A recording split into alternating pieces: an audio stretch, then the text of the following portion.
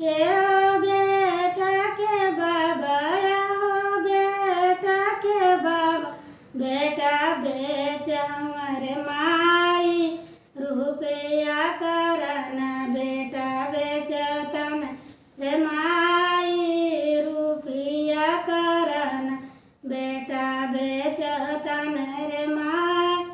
ए ओ बेटी के बाबा, ओ बेटी के बाबा, नगर सेठ रे माई तौली तौली रुपया गिनतन रे माई तौली तौल।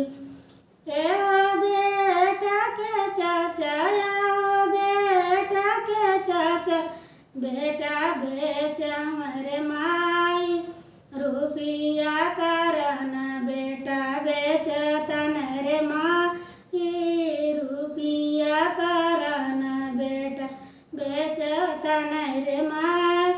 ए ओ बेटी के चाचा, ओ बेटी के चाचा, बड़ा साहेबवा रे माई तौली तौली रुपया गिनतन रे माई तौली तौली रुपया।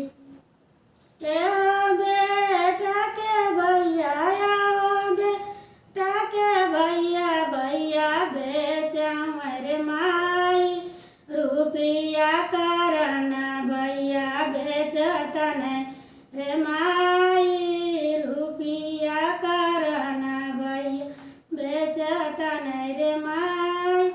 ए ओ बेटी के भैया, ओ बेटी के भैया, बड़े अकीमाम रे माई तौली बिछाई रुपया गिनतन रे माई तौली बिछाई रुपया गिनतन रे माई।